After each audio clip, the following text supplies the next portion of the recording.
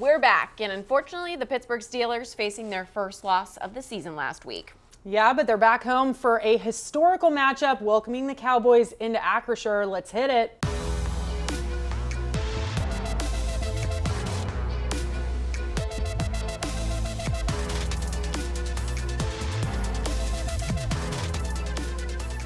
What's up, everybody, and welcome back to Week 5 and Episode 5 of Every Blade of Grass with Cole and Cass. Alongside Cassidy Wood, I'm Suzie Cole, and the Steelers with a 27-24 loss last weekend against the Indianapolis Colts. And Cassidy, just so many miscues last game, so many mistakes. It just can't be happening at this point in the season any longer. Yeah, Suzie, I think that's what is so frustrating for so many Steelers fans is this was a winnable game. You know, the Steelers just kind of shot themselves in the foot over and over again. Yet again, they came out slow, both the defense and the offense. They go into half down 17-0. They had a chance to try to get on the board there right before halftime. The throw to George Pickens, he fumbles inside the 10.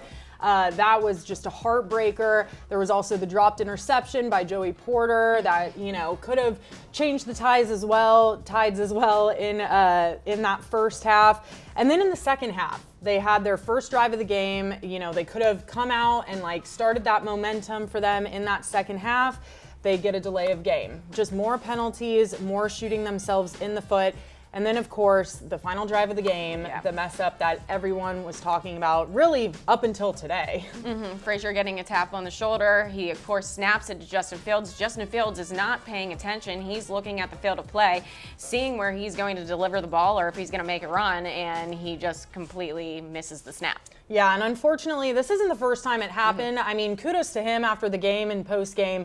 He said right away, hey, I take the blame for this. I wanted to look at the defense one more time, but unfortunately, he kicked his leg. When the leg is kicked, that's when he's supposed to tap Zach, and he's supposed to snap the ball. The leg was kicked.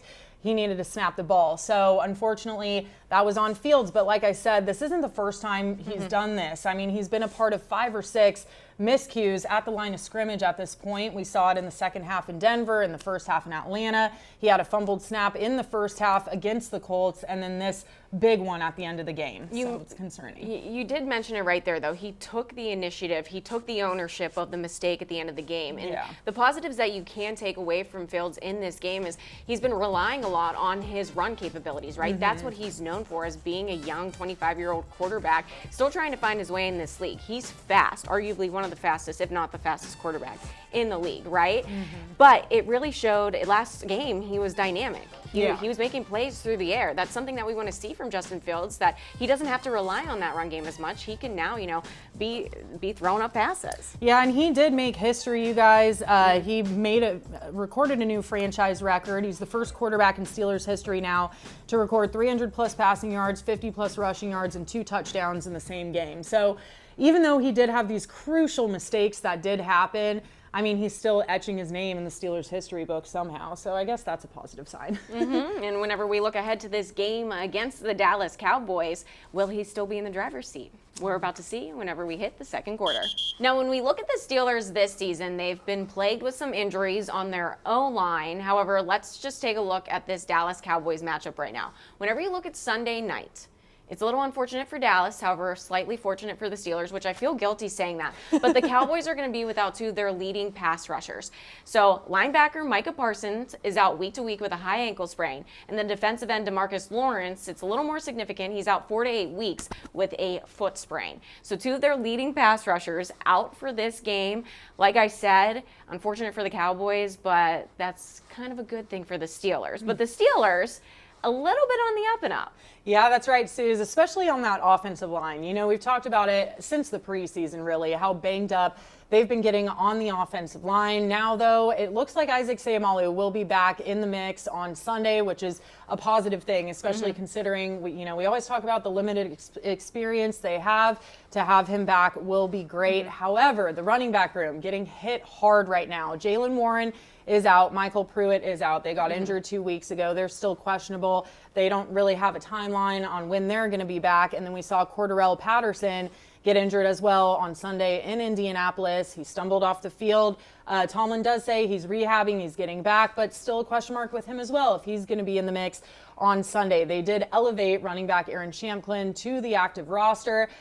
So that kind of seems like it might just be Najee Harris and Champlin out there, but it'll be interesting to see that. And something that fans should get excited about, or maybe they're wondering about, is the status of quarterback Russell Wilson, which this week, Justin Fields, he's still, designated the starter right now, but Russell Wilson a little more active at practice this week. Yeah, Tomlin told us on Tuesday that we were going to see him doing a lot more in practice this week. I was out at practice today on Wednesday, and I did see him doing a lot more than he's done in previous weeks.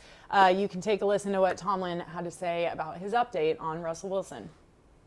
We won't draw too many conclusions, but we'll just start that process, and we'll comb through that day by day, evaluate his ability to move and function and protect himself, and obviously evaluate his level of productivity, and we'll let that be our guide in terms of whether we get into serious consideration as we push forward toward game time. So like Coach said, they're going to monitor his game as they get closer to game time, and it'll be really interesting to see what his role is come Sunday. Will he still be that emergency quarterback, or will he be elevated to that QB2 position? And it's halftime, where we have a little fun here on Every Blade of Grass with Cole and Cass, taking a break from all of our predictions and picks and previews, and just have a little fun with it. Now, this is the Steelers and the Cowboys. These are two historic franchises. When you think about the NFL, these are the two teams you think of, and they're the oldest rivalry in the NFL. The Steelers were the Cowboys' first opponent all the way back in 1960. They have matched up 33 times. They have matched up 3 times in the Super Bowl. And that is the only two teams. Those are the only two teams in all of the National Football League that have ever met in the Super Bowl three times. So then when you look at that overall matchup of 33 times, the Cowboys do have the slight upper hand at 17-16, but the Steelers have the Super Bowl wins 2-1. And if you look at the last 9 matchups, the Steelers are up 6-3. So really, in recent history, going back to 1991, the Steelers are really king. But wait, there's more. The Steelers and Dallas are neck and neck in 4 different categories right now. The Steelers, that's most wins, divisional titles, 10-win seasons, and winning records. The Steelers are number 1 in most wins, divisional titles, 10 and winning records, and the Cowboys have 10-win seasons. So out of the 4 major categories where they're neck and neck, the Steelers have 3 of them. I think the most important thing from Sunday night, this is a big, bold statement, which I've been making a lot of these lately on this show. Okay, we'll talk about that later. But the Steelers do have the opportunity to even up this series on Sunday night at Acrisure in front of their home crowd. It's a late game. They need to get it done. Looking ahead to Sunday night at Acrisure, the Steelers and Cowboys, it's time for CC's 3 keys of the game. The first one, we've already talked about it a little bit on this show.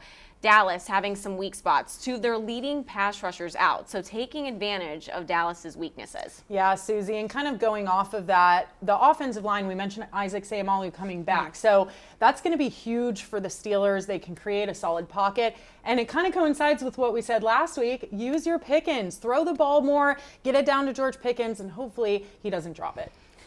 Coming up next, we have Steelers getting out of their own way. I mean, there have just been a multitude of penalties that they've kind of just run themselves into this season. A lot of miscues. Get out of your own way finally. And I feel like we've been saying that week in and week out. Yeah, we really have, Suzie, but especially after this time in Indianapolis where there were 3-4 jarring plays where it could have changed the trajectory of the entire game. We said it at the top of this show. I mean, they just stubbed their toe so many times. And so, yeah, I definitely agree with you. And kind of going along with what we said about George Pickens, don't fumble the ball. Last but not least, and I don't know if anybody else is thinking about this, I'm thinking about this while I watch the Steelers. It's been low-scoring games on their side, I mean, aside from last weekend. But getting the jump from the start. They have only scored 10 points in that first frame through 4 games this season. However, if you look at the flip side, the Cowboys aren't necessarily doing that well either in the first quarter. They've only scored 20. So it's going to be about who gets that fresh start, that good start this game between the Cowboys and Steelers. Can I just say, I love that you say first frame, baseball girl.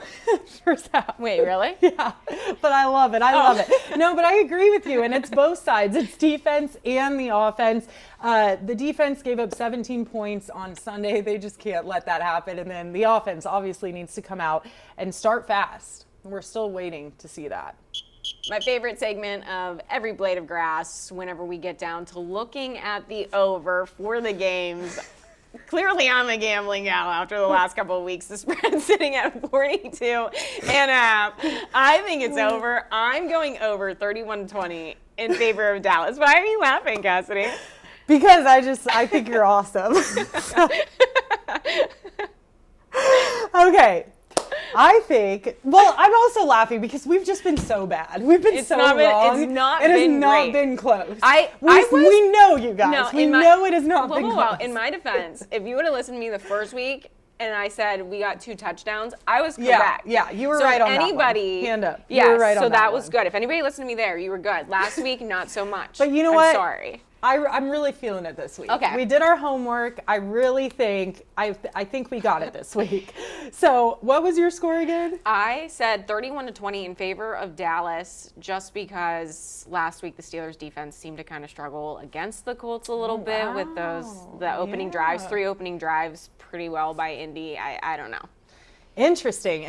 Over 30 points for Dallas. See, I'm quite the opposite. This will be fun this week then, because we've been kind of aligned the past couple weeks.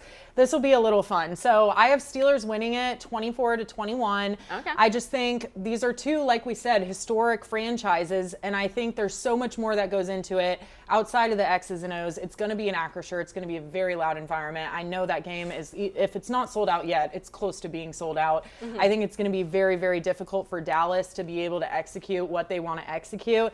I think 24-21, they have the line, like you said, 42.5. So I'm still taking the over on that because, 20, that's what, 45? I'm not the best at math. But who do you think is going to get in the end zone this weekend? I mean, you had Steelers having 17, so someone has to score. Yes, so I say Justin Fields because he's shown that he can use his legs. He showed it again last game. If he gets in the red zone and his first option isn't there, then he's just going to go for it. That's what he's proven all season long so far. If it's in the air, George Pickens.